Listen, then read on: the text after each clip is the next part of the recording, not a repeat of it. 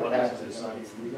The scientists believe that the leftovers from the sun are all based on the mass of the original sun. Okay, so the larger the star is to begin with, you know, the different outcomes when it dies. So we're right up in this area. Sun-like star is going to go to a red giant phase, like Betelgeuse is now. I mean, has everybody seen the Orion Nebula or the Orion constellation? Yeah. Anybody not know what that is? You'll see it pretty soon in your telescope if you haven't seen it already. That big red star up there is a supernova, or a red giant that's, you know, any day now going to explode, and we're going to see that in the daytime. It's going to be a thrilling time for astronomers. I promise it's going to happen in the next year.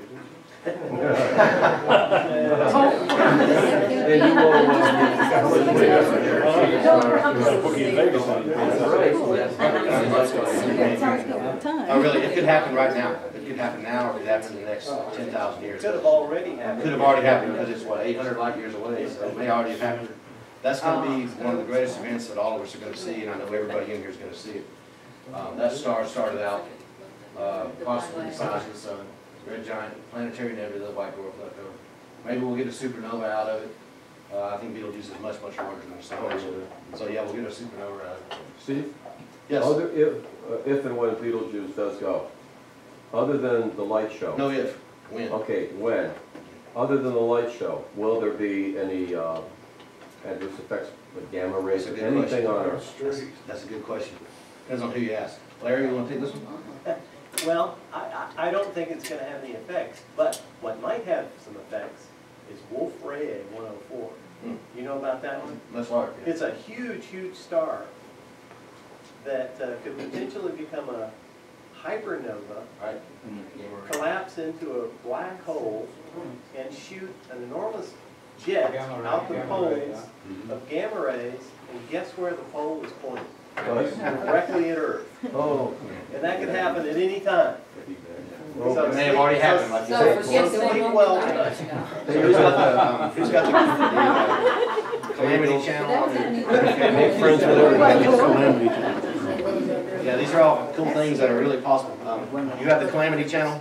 No, I just had a question. If you have when it does explode, will it change the nebula? Will it change what Didn't nebula? you say it was the star of the Ring Nebula? Is that what you said? The Ring Nebula is a star that has already went to this phase, already done the red giant phase. Oh, you were talking about the other one. Okay, so that's The already Ring Nebula gone is in this phase right here. Okay, and it looks like a little blue ring in your telescope. Okay. So it's not going to explode again. Okay. So It's already. That's what happened after it exploded. It's like a smoke ring. Just a ring of gas with a little white star. Supposedly our fate is that, you know, planetary nebula. Cosmic cheerio. You didn't cover what's going to happen to us. Oh, the giant will take care of that. Yeah. There won't be any us. If you hang around long enough, you'll find out. cool. That glow. Yeah, I know. The diameter of the sun is going to expand, right? Supposedly, yes. And so it's going to be expanding beyond the orbit of the Earth, right? Supposedly, That's why. right at That's yeah. what I Two mean. astronomical units. So this would happen. We would be in trouble before that would happen, right? Well, we're all going to destroy ourselves anyway if we greed long before that I happens. mean, we won't know. It's so long out, but you know, I'm just talking about. You can see it. Like, oh, that exploded. You never know. Yes, when our sun gets to the red giant phase, it's I don't want to say surface because there really isn't any surface of the sun. The star doesn't have a surface. It's just a different density of gas. Right. It gets dense enough so that you can start seeing it. They call it the surface, but that's going to get out beyond our orbit. It'll incinerate everything we know or have ever known or ever will know.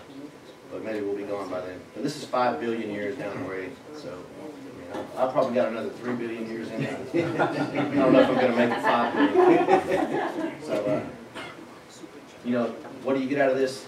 The newcomers to the meeting, I'm so glad to see you. This is a great hobby. And looking at the sun is awesome. Okay, looking at any star is awesome.